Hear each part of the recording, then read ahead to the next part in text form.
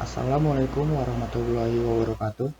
Perkenalkan, nama saya Zuri Husain dengan NIM 43219010156.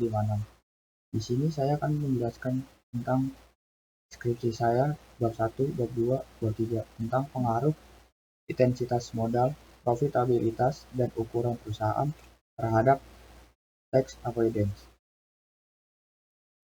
Fenomena penghindaran pajak yang dilakukan perusahaan mendorong penelitian untuk meneliti faktor-faktor yang dapat mempengaruhi kegiatan penghindaran pajak perusahaan.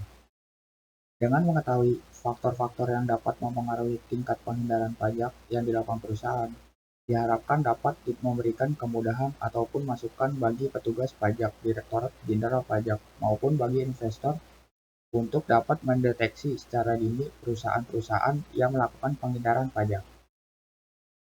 Selanjutnya, tujuan penelitian. Yang pertama, untuk mengetahui pengaruh intensitas modal terhadap tax avoidance. Yang kedua, untuk mengetahui pengaruh profitabilitas terhadap tax avoidance. Yang ketiga, untuk mengetahui pengaruh ukuran perusahaan terhadap tax avoidance. Selanjutnya, kajian pustaka, kerangka pemikiran, dan hipotesis. Yang pertama, teori keagenan. Jensen and McLean tahun 1976 mengemukakan teori keagenan adalah sebuah konsep membahas dan menguraikan hubungan investor atau direksi, prinsiplis, dan manajer agen investor, mengizinkan agen untuk mengoperasikan perusahaan.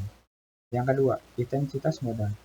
Capital intensity ialah suatu tindakan manajemen perusahaan untuk meningkatkan keuntungan perusahaan.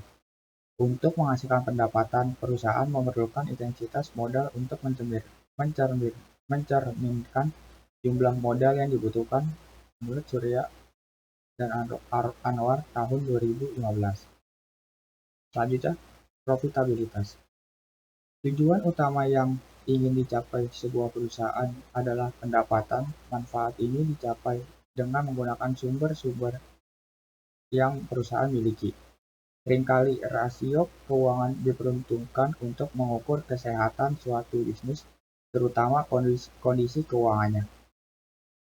Data keuangan yang berarti tersedia untuk pengguna yang berbeda. Dalam informasi keuangan, rasio pengembalian aset adalah salah satunya yang digunakan. Rasio pengembalian aset atau return on assets. Suatu perusahaan semakin meningkat, lalu meningkat juga utilitas asetnya. Menurut Muhammad tahun 2013 ayat 431. Selanjutnya, yang keempat, ukuran perusahaan. Perusahaan yang memiliki total aset besar akan lebih mampu dan stabil dan dalam menghasilkan keuntungan. Sehingga keadaan laba besar tersebut memicu perusahaan untuk melakukan penghindaran pajak tax avoidance. Semakin besar perusahaan, maka semakin kompleks transaksi sehingga menimbulkan celah untuk melakukan tindakan penghindaran pajak. Selanjutnya, kerangka pemikiran dan hipotesis. Berdasarkan kajian teori dan hasil penelitian terdahulu, maka peneliti membuat hipotesis yang diajukan seperti A1. Intensitas modal berpengaruh terhadap penghindaran pajak. A2. Profitabilitas berpengaruh terhadap penghindaran pajak. Yang ketiga, A3. Ukuran perusahaan berpengaruh terhadap penghindaran pajak. Selanjutnya, desain penelitian. Penelitian ini bersifat kuantitatif. Penulis akan menggunakan data sekunder dalam melakukan analisa data.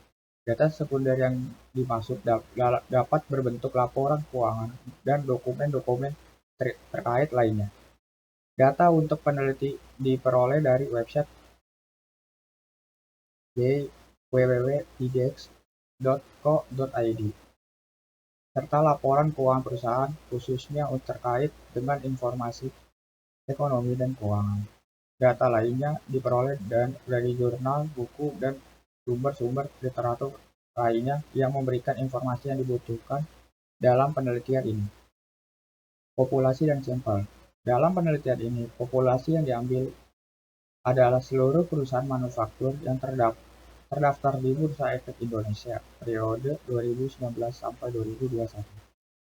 Kriteria sampel dalam penelitian ini adalah sebagai berikut.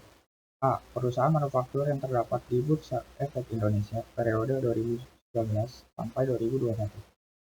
Yang B. Perusahaan manufaktur yang mempublikasikan laporan keuangan periode 2019 sampai 2021 secara berturut-turut. Dan C. Mempunyai laba pada laporan keuangan periode 2019 sampai 2021. Dan D. Mempunyai data secara lengkap berkaitan dengan variabel yang dilakukan peneliti selama periode peneliti tahun 2019 sampai 2021. Selanjutnya, metode analisa data. Yang pertama, statistik deskriptif. Di sini ada mean atau rata-rata, standar deviasi, varian, maksimum, sum, range, kurtois, dan sweetness. Selanjutnya, uji kualitas data. Ada uji normalitas. Selanjutnya, uji asumsi. Ada uji multikolinaritas. Ada uji heteroskedastisitas. Ada uji autokoreliasi. Selanjutnya, metode analisa data. Analisa koefisien determinasi, uji selanjutnya uji koefisien regresi secara simultan, uji X. Uji signifikasi parameter individual, uji T. Analisis linear berganda. Ini Y sama dengan A tambah B1 X1 tambah B2 X2 tambah B3 X3 tambah F. Keterangan Y sama dengan variabel terikat dependen A konstanta, B1 B2 B3. Di sini koefisien regresi masing-masing variabel independen, X1 X2 X3 variabel bebas independen, dan error term. Sekian dari saya, kurang lebihnya mohon maaf. Assalamualaikum warahmatullahi wabarakatuh.